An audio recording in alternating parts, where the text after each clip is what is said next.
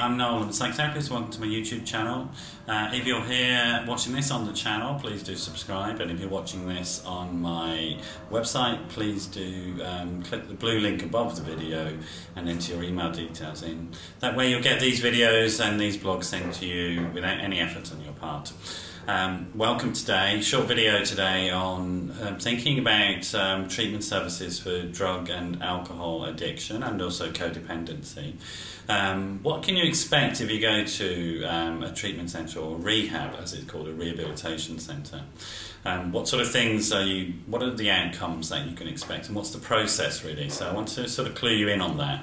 And if you need any more information, do get in touch with me, 07506 319 745. So the primary purpose, of course, is to end any using behaviour, whether that's compulsively getting involved with dysfunctional relationships, obsessively and compulsively using drugs or alcohol.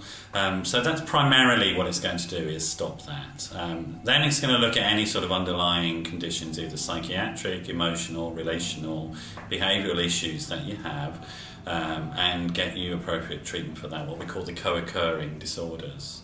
And then it's going to look at your general health and well-being and your life circumstances, and look at how you improve all of those, because your health will have deteriorated, plus your finances probably will have deteriorated, and your other material circumstances, you may well have found yourself in sort of insecure accommodation, etc. So again, it'll be sort of looking at those sort of sociological and psychoeducational needs as well.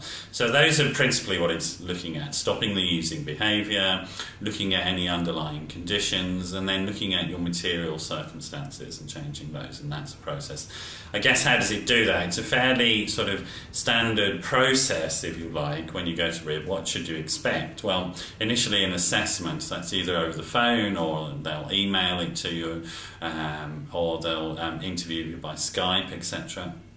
and ask you a series of questions about how long you've been using, what you use, what your family circumstances are, etc. This seems quite personal, but they need this information to do what's called a risk assessment, to look at what services you're going to need when you go in, specifically looking at any medical or detox needs you have. Some drugs, such as alcohol, are very dangerous to stop immediately, so don't do that on your own, seek medical advice. But also, if you're on benzodiazepines, for example, they can take a long time to taper off. And you shouldn't stop any prescribed medication that you've got without expert medical advice. So if you're taking any medication for psychiatric disorders, don't stop using those just because you're going to go to a rehab. So that's the first step. That's the second step. Step 3 is then looking at the treatment services for you. So that's things like psychotherapy, prescription drugs and medication that you might need to help you with anxiety and depression, etc. And behavioural treatment, so educational programs to help you change your behaviour, look at your triggers, move on from them, and have different behaviours in place. The next step is education, understanding your situation. So there really should be a strong, what we call, psychoeducational component, so that when you leave, you understand why you have this condition, what the condition is, and what it looks like specifically for you, not the general population, but how it affects you in particular, and what your recovery tools are from that. Sorry, I just had an interruption there. Then what happens after that? You should be looking at aftercare. So they should be giving you a good plan for your recovery, at least for the first 6 months, if not the first year. You should have a clear indication for yourself of what you're going to be doing, a diary of events, meetings that you'll go to. They should link you into community-based recovery. The evidence is, if you're engaged in one of those groups, the SMART or one of the 12-step groups, that your recovery is going to be more stable, deeper, broader and longer lasting. Also, I think if you have a family situation, they should be asking you about how to get your family involved, and if they have any recovery needs themselves. If you're an active addict, for example, your family may well be quite codependent around you and enabling in their behaviour. So they may well need to look at how they change themselves.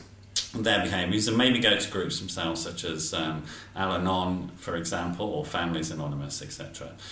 So I hope that's helpful. I mean, if you're sort of struggling with these issues yourself, addiction, codependency, etc., do get in touch and see what help I can offer you. I do have a service where I'll refer you into sort of treatment services that I know myself and that I rate highly. I'm happy to help you find services. I provide that consultancy as well. So do get in touch if you need any help. The number is 07506 319 745, 07506 319 745, or noel@noelmcdermott.net. If you check out my website, noelmcdermott.net, all the information is on there on how to contact me. Thanks for dropping by, and I'll leave you with this thought today. Treatment does work, rehab does work, particularly if you connect it to what you do afterwards and you have a really clear idea of what you're going to do when you leave. Do get in touch if you need help. Have a great day. Bye-bye.